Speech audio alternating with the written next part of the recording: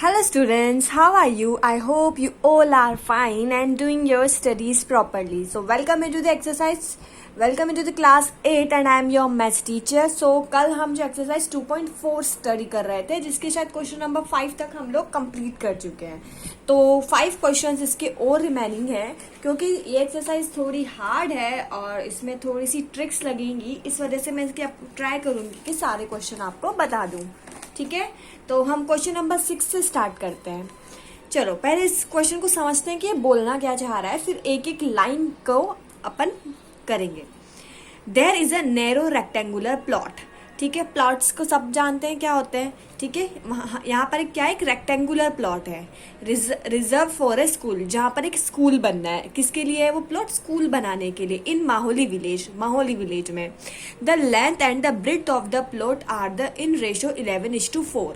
और जो ये प्लॉट है ना रेक्टेंगुलर प्लॉट, उसकी लेंथ और ब्रेड्थ का रेशो कितना है? 11:4. यानी लेंथ 11 है तो ब्रेड्थ जो है 4 है. एट द रेट 100 पर मीटर. और इस प्लॉट की रेट कितनी है? 1 मीटर प्लॉट की रेट है 100 रुपीज. कितनी है? 1 मीटर प्लॉट की रेट 100 रुपीज है. It will cost the village panchayat 75,000 to finance the plot. और जो विलेज की जो पंचायत थी ना, उसने इस पूरे प्लॉट को खरीदने के लिए कितने रुपीज दिए हैं? 75,000 रुपीज. 1 मीटर प्लॉट की तो कितनी है रुपीज 100. और पंचायत ने टोटल कितने रुपीज दिए हैं? 75,000. क्या करने के लिए? इस प्लॉट को परचेज करने के लिए. तो what are the dimension of the plot. तो प्लॉट का डायमेंशन क्या होगा? मतलब प्लॉट का ये बताना है कि उसकी लेंथ कितनी है, उसकी विड्थ कितनी है, आपको बताना है. जैसे हम बोलते हैं ना 24 बाय 24 का प्लॉट है, 34 बाय 34, तो वही सब आपको बताना है कि क्या है प्लॉट की डायमेंशन. तो चलो इसे हम सॉल्व करते हैं एक एक लाइन. ठीक है, अच्छा सबसे पहले आपको दिया है कि प्लॉट कैसा है? रेक्टेंगुलर. और ठीक है, और उसकी लेंथ का रेशो है 11 और उसकी विड्थ है 4 दिया है क्वेश्चन में ये. तो अपन क्या करेंगे? Let the length of the rectangular plot will be 11x. तो रेक्टेंगुलर प्लॉट की अपन ने लेंथ कंसीडर कर ली 11x क्योंकि 11 के रेशो में है. और ब्रेड्थ अपन ने कंसीडर कर ली 4x. 4x क्यों? क्योंकि ये 4 के रेशो में है. रेट ऑफ फेंसिंग पर मीटर. 1 मीटर फेंसिंग की रेट कितनी है? 100 रुपीज. ठीक है, प्लॉट के 1 मीटर फेंसिंग की रेट है 100 रुपीज. और टोटल कॉस्ट ऑफ फेंसिंग कितनी है? 75,000 रुपीज. ये सब तो क्वेश्चन में ही दिया हुआ है अपने को. ठीक है, तो आपको एक बात पता है, आपको क्या निकालना है? Perimeter of plot. आपको पता है ना रेक्टेंगुलर का पेरीमीटर का फॉर्मूला क्या होता है? 2 इंटू लेंथ प्लस विड्थ. यही होता है रेक्टेंगुलर के प्लॉट का रेक्टेंगुलर के पेरीमीटर का फॉर्मूला यही होता है. तो ये प्लॉट भी कैसा है? रेक्टेंगुलर है. तो पेरीमीटर ऑफ द प्लॉट क्या होगा? क्योंकि रेक्टेंगुलर है तो 2 इंटू लेंथ प्लस विड्थ यही होगा. ठीक है, तो 2 लेंथ कितनी अपन ने कंसीडर की? 11x प्लस विड्थ अपन ने कितनी कंसीडर की? 4x. तो 2 इंटू 11x प्लस 4x. चलो 11x और 4x हो गए 15x और मल्टीप्लाई करने पर आ गया 30x. ठीक है, आ गया अपने 30x, यानी कि पेरीमीटर कितना हो गया? 30x. अब आपको एक बात पता है कि 1 मीटर के लिए फेंसिंग कितनी है? 100 रुपीज. तो टोटल 30x मीटर के लिए फेंसिंग कितनी होगी? 30x into 100. ठीक है, 1 मीटर के लिए 100 है तो 30x की मीटर के लिए कितनी होगी? ये 30x मीटर में आपका आंसर आ जाएगा कि 30x मीटर है. ठीक है, तो टोटल अमाउंट ऑफ फेंसिंग कितना होगा? 30x into 100. आगे बात समझने. अब क्वेश्चन क्या बोल रहा है? 30x इंटू 100 ये टोटल अमाउंट ऑफ फेंसिंग है. क्वेश्चन में आपको टोटल कॉस्ट ऑफ फेंसिंग दे रखी है कितनी? 75,000. तो आप क्या करोगे? ये 30x इंटू 100 को 75,000 के इक्वल कर दोगे क्योंकि ये भी टोटल अमाउंट ऑफ फेंसिंग है और ये भी टोटल कॉस्ट ऑफ फेंसिंग है. तो 30x इंटू 100 को 75,000 के इक्वल कर दिया क्वेश्चन के अकॉर्डिंग. इनको मल्टीप्लाई किया तो 3000x और इधर 75,000x. x यही रह गया, 3000 डिवाइड में गया तो आंसर आ गया 25.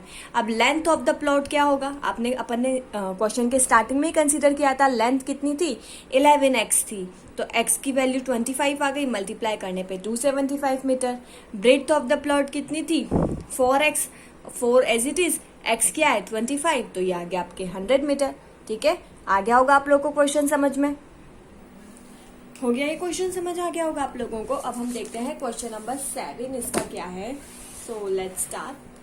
Question number 7, Hasan buys 2 kinds of the cloth material for school uniform. Hasan जो था उसने 2 टाइप के मटेरियल जो है स्कूल यूनिफॉर्म के लिए बाय किए। Shirt material that cost him 50 rupees per metre.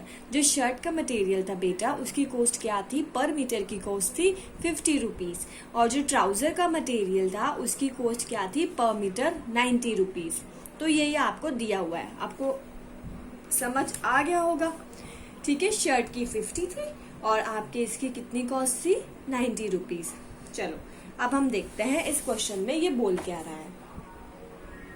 ठीक है, उसके बाद देखो कि वो क्या बोल रहा है कि वो 3 मीटर शर्ट का मटेरियल अगर खरीदता है तो 2 मीटर वो क्या करता है, ट्राउजर का मटेरियल खरीदता है। ठीक है, 3 मीटर शर्ट का और 2 मीटर क्या करता है, वो ट्राउजर का मटेरियल करता है। ही सेल्स द मटेरियल, वो मटेरियल को सेल कर देता है बाय द प्रॉफिट 12% और 10% के प्रॉफिट पर। कितने प्रॉफिट पर, 12% का। परसेंट का मतलब क्या होता है आप सबको पता है, अगर किसी भी चीज के पीछे परसेंट लग रहा है तो उसका मतलब है 12/100। 10% यानी कि 10/100। तो जो परसेंट होता है इसका मतलब 1/100 होता है। क्या होता है, 1/100। ठीक है, तो इतने के प्रॉफिट पे उन्हें बेचता है। टोटल सेल, उसके टोटल कितने का सामान उसने बेचा, 36,600 का मटेरियल उसने क्या कर दिया, सेल कर दिया।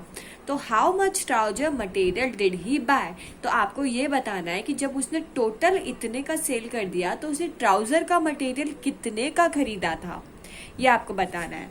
ठीक है, तो चलो सबसे पहले तो हमें क्वेश्चन में दिया है, देखो पढ़ो, आपके जो नीचे वाला पैराग्राफ है उसकी फर्स्ट लाइन है कि वो क्या करता है, वो अगर 3 मीटर शर्ट का मटेरियल खरीदता है तो 2 मीटर किसका मटेरियल खरीदता है, ट्राउजर का। तो अपन क्या कंसीडर कर लेंगे, 2 मीटर यानी 2x metre of trouser material and 3x material of shirt be bought by him. ठीक है, क्योंकि 3x इसका लेता है वो 2x इसका लेता है।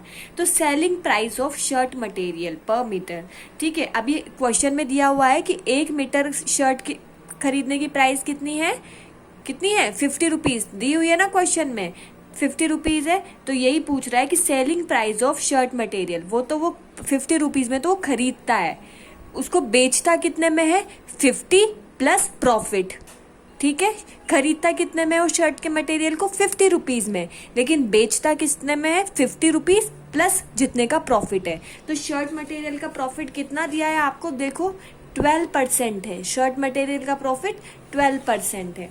तो selling price of shirt material पर मीटर, 1 मीटर शर्ट को बेचने की सेलिंग प्राइस कितनी होगी, 50 रुपीज, जितने में उसे खरीदा है उतना तो होगा ही सही, प्लस उसका प्रॉफिट। प्रॉफिट कितना होगा, 50 रुपीज का 12%। 50 रुपीज का 12% क्या होगा, 50 इंटू 12/100। ठीक है, अब 50 तो एज इट इज आ गया 52 जा 100 आता है, तो ये कैंसिल होके 12/2 आ गया। 2 6 जा 12 होता है, तो 50 प्लस 6 हो गया। ये देखो, ये 50 प्लस 6, तो 56 रुपीज आपके आ गया। ये आ गई आपकी किसकी, शर्ट की। Selling price of trouser material पर मीटर। अब ट्राउजर के पर मीटर की सेलिंग प्राइस कितनी होगी, जितने में उसे खरीदा प्लस प्रॉफिट। तो ट्राउजर के मटेरियल को कितनी रुपीज में खरीदा था, 90 रुपीज में, और उस पर प्रॉफिट कितना था, 10% का। तो 10% क्या, 90 रुपीज का 10%, तो 90 इंटू 10/100। तो 90 प्लस 9, ये कैंसिल हो गया सब, ओनली 9 बचा, तो ये आ गया 99 रुपीज। ठीक है, तो शर्ट का 1 मीटर कितने में बेचा, 56 रुपीज में, और ट्राउजर का 1 मीटर कितने में सेल किया, 99 रुपीज में। अब क्वेश्चन में आपको ये भी दिया है कि उसे टोटल सेल कितने की total amount of sale 36,000 rupees की। कितने की, 36,000 रुपीज की उसने टोटल सेल की। ठीक है, अब अकॉर्डिंग टू द क्वेश्चन के अकॉर्डिंग क्या कि उसने ट्राउजर का मटेरियल कितना लेता है, वो 2 मीटर लेता है ना, 2x मीटर अभी अपन ने कंसीडर किया था। तो ट्राउजर के मटेरियल को इसके 99 रुपीज से मल्टीप्लाई करेंगे, क्योंकि पर मीटर 99 रुपीज का है, तो 2x मीटर 2x इंटू 99 का होगा। पर मीटर कितना है, 99 रुपीज है, तो 2x metre 2x into 99 plus वैसे इसका पर मीटर 56 रुपीज़ का है। अपन ने क्वेश्चन में दिया हुआ है कि उसका 3 मीटर खरीदता है वो, तो 3x मीटर कितने का होगा, 56 रुपीज़ का। और ठीक है, तो इसके किसके इक्वल हो जाएगा, टोटल सेल के इक्वल हो जाएगा। हो गया टोटल सेल के, तो मल्टीप्लाई करने पे 190x आया, इसको मल्टीप्लाई करने पे 168x आया। ठीक है, 30, और ये एज इट इज आ गया। अब x तो यहीं रह गया, 366 इसके डिवाइड में चला गया और आंसर 100। ठीक है, x की वैल्यू आ गई 100। क्वेश्चन में क्या पूछा है, ट्राउजर कितने में बेचा, टोटल ट्राउजर कितने में बेचे।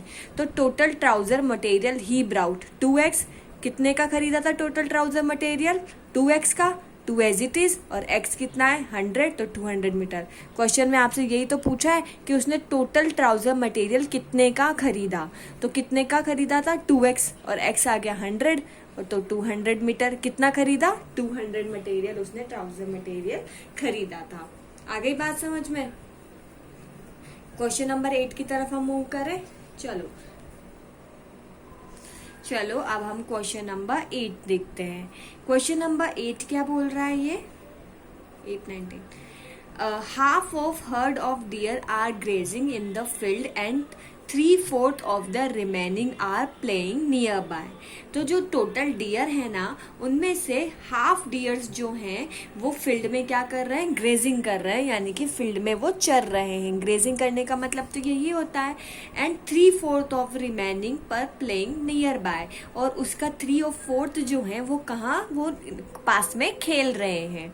ठीक है, half of herd of deer, जो half of herd of deer हैं वो तो क्या कर रहे हैं, ग्रेजिंग कर रहे हैं। टोटल नंबर में से हाफ क्या कर रहे हैं, ग्रेजिंग कर रहे हैं। और उन हाफ का, ठीक है, उन हाफ डियर में से भी 3/4 डियर, टोटल में से हाफ तो क्या कर रहे हैं, ग्रेजिंग कर रहे हैं, और उस हाफ में से भी 3/4 क्या कर रहे हैं, क्या कर रहे हैं, प्लेइंग कर रहे हैं, खेल रहे हैं। The rest 9 are drinking water from the pond, और बचे हुए 9 जो थे वो क्या कर रहे हैं, पॉन्ड से पानी पी रहे हैं। Find the number of the deer in the herd, तो total number of the deer आपको फाइंड करने हैं। मैं आपको एक डायग्राम से समझाती हूँ, शायद आपको ये क्वेश्चन में क्या बोल रहा है वो समझ आए। ये एक हर्ड है, ठीक है, यहाँ पर एक पॉन्ड है, ठीक है, इसमें टोटल नंबर डियर कितने हैं, x हैं। टोटल नंबर डियर कितने हैं इसमें, x। इस x में से x/2 क्या कर रहे हैं, ग्रेजिंग कर रहे हैं। क्या कर रहे हैं, ग्रेजिंग। ये इस x में से x/2 तो ग्रेजिंग कर रहे हैं, और इस x/2 में से भी, इस x/2 का भी कितना बोल रहा है वो, x/2 का 3/4। इस x/2 का भी क्या 3/4 क्या कर रहा है, प्लेइंग, खेल रहा है। ठीक है, और इनमें से बाकी बचे हुए जो 9 डियर है ना, इसमें से कितने डियर बच गए, 9। ठीक है, 3/4 तो प्लेइंग कर रहे हैं, इसमें से 9 डियर क्या कर रहे हैं, इस पॉन्ड से ड्रिंकिंग कर रहे हैं। x का x/2 ग्रेजिंग कर रहा है, अब x/2 का भी 3/4 प्लेइंग कर रहा है। 3/4 के अलावा 9 बच गए, उस 9 क्या कर रहे हैं, पॉन्ड से वाटर को ड्रिंक कर रहे हैं। अब तो आई तो होप आपको ये प्रोस्पेक्टिव क्वेश्चन में क्या बोल रहा है समझ आ गया होगा। ठीक है, चलो अब हम इस क्वेश्चन को सॉल्व करते हैं। ठीक है, total number of the deer कितने हैं, अभी मैंने बताया x हैं। हर्ड में total number of deer x हैं। Deer grazing in the field में कितने डियर ग्रेजिंग कर रहे हैं, इस x के हाफ यानी कि x/2। ठीक है, डियर प्लेइंग नियर बाय, पास में कितने डियर खेल रहे हैं, इस x/2 का भी 3/4, 3/4 ना, इस x/2 का 3/4 यानी 3x/8। आगे बात समझ में।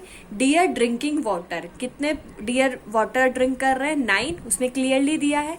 तो according to the question total deer है x और टोटल डियर है x, तो x/2 प्लस 3, ठीक है, x/2 जो खेल रहे हैं प्लस 3/8x, मतलब x/2 जो कि फील्ड में प्रेजेंट है, 3/8x जो कि ग्रेजिंग कर रहे हैं। ठीक है, और जो 9 जो वाटर ड्रिंक कर रहे हैं, ये टोटल किसके इक्वल होंगे, x के।